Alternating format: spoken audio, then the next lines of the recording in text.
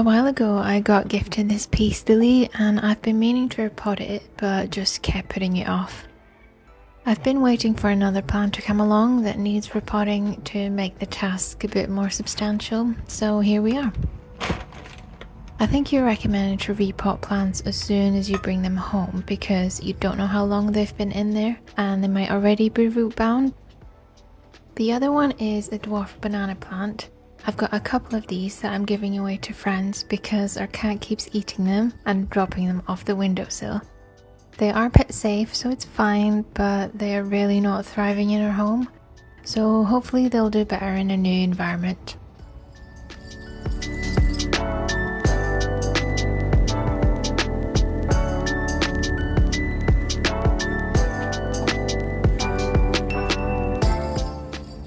Excuse the pile of dry grass clippings behind the shed door. Our garden waste bin is already full, so I've just had to leave it somewhere until bin collection day.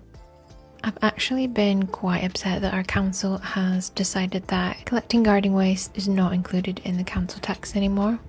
So now you have to either pay for it separately or bin all your garden waste with regular rubbish.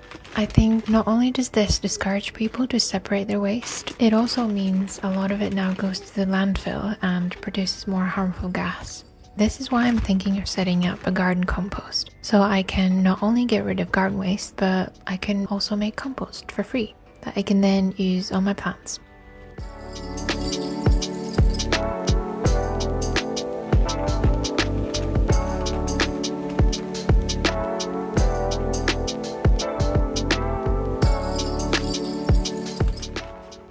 I've been watching a lot of gardening videos lately and I can't get enough of these two channels. Emma's videos are about her allotment in London and are a lot of fun to watch, and Jude has been working on his cottage in North Scotland. I find them quite relatable and also relevant to my location, seeing as I'm in Glasgow, so I'm quite inspired to try growing some vegetables next summer. I find our garden a really awkward shape. It's quite long and narrow, but I reckon I can set up some raised beds and try a few things in pots as well. I've been making lists of veggies I'd like to plant, but honestly the information is a bit overwhelming. I've no idea what to start with or how to plan it properly, so I guess we'll have to see how it goes. I decided some videos would be a good way to document it, and I keep telling myself it doesn't matter if nobody watches these, it'll be just another hobby on top of all the other things I like to do in my spare time. But if you are here watching, thank you.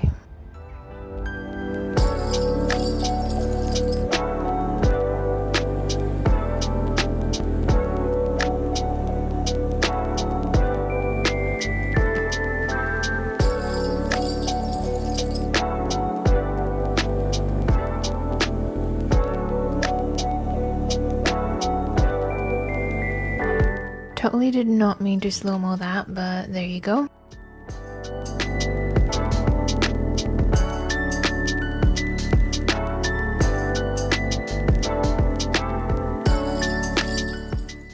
I recommend the banana plant and these other ones called Pilea peperomioides if you want plants that propagate easily and can be gifted onto friends or family.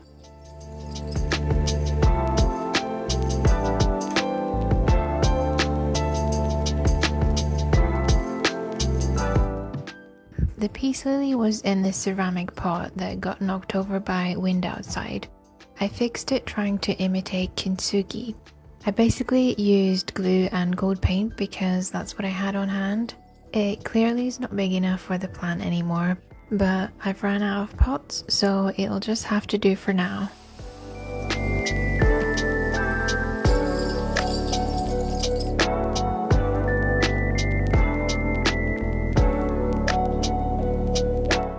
I had a fab idea of baking cookies to bring to a family gathering, but it turned out an absolute nightmare.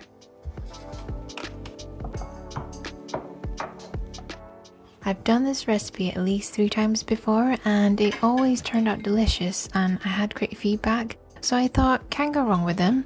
But I used a different plant-based butter this time. I don't usually buy this one, but anyway, it did not go to plan at all. The recipe asked for a lot of cocoa powder. It's a vegan chocolate sugar cookie recipe. You use ground flaxseed as an egg replacement, so it's held together by that and the butter, hence why I think it went wrong. You leave the dough in the fridge to cool for an hour and cut the cookie shapes just before whacking it in the oven.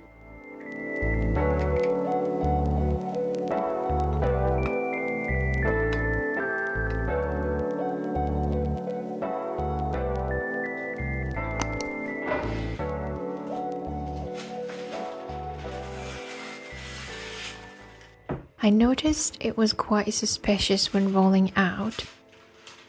It was not meant to be this sticky.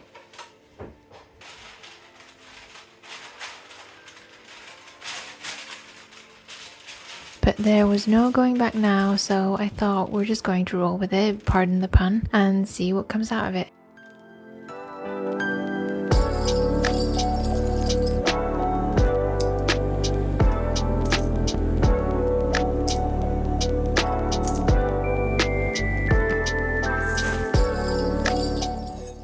I chopped pistachios while waiting, and then the problem started.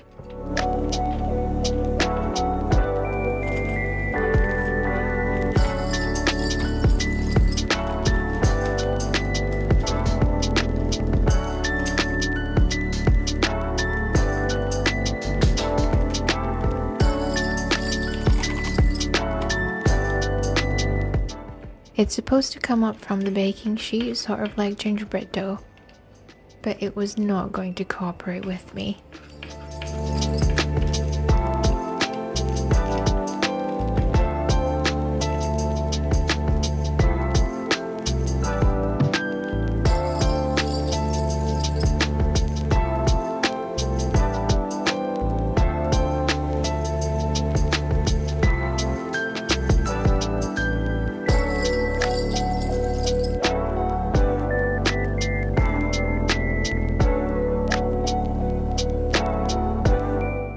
The only solution I could think of was to add flour so it's at least workable. I was not going to waste all that cocoa powder.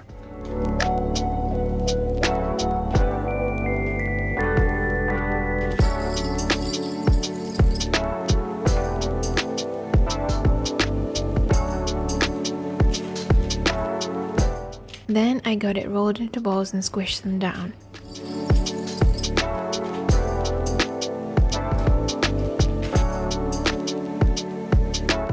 Added the chopped pistachios and a sprinkle of salt on top.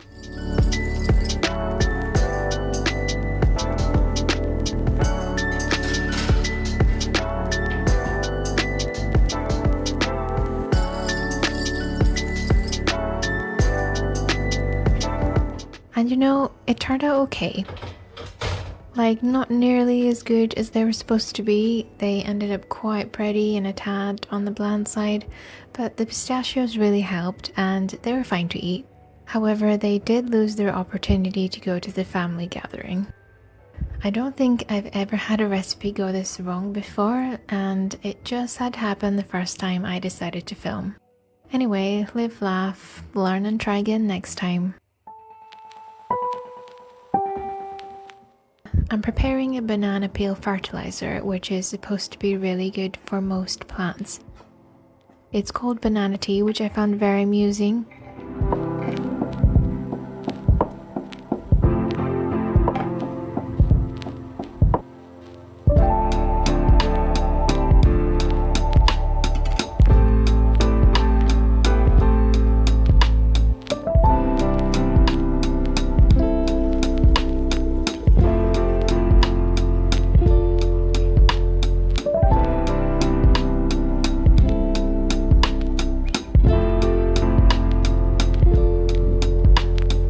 Honestly surprised that this gladiolum decided to flower. They've been quite neglected, I'm afraid, but maybe the banana tea will help. This thing appeared next to it in my flower bed. No idea what it is. Likely a weed, and I should probably image search it, but let me know if you have any guesses. I recently planted clover in this area. After a good amount of rain, it's starting to come up. There's barely any bees near the lavender now, so I decided it's time for a prune. I know there's some second blooms coming up already, so I was being real careful not to get rid of them. It made the process a lot longer than just a quick chop, but honestly, I did not mind the Sunday morning activity like that. It's a bit tricky to see the difference between the spent and new blooms. That's a new one on the left.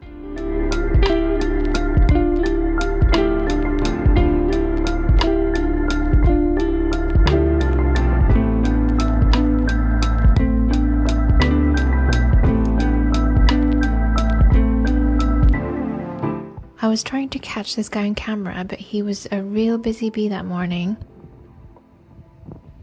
I'd like to think I helped him out by freeing some space for the new flowers. They are quite spindly looking now, but it's just for a few more weeks before the final end of season prune.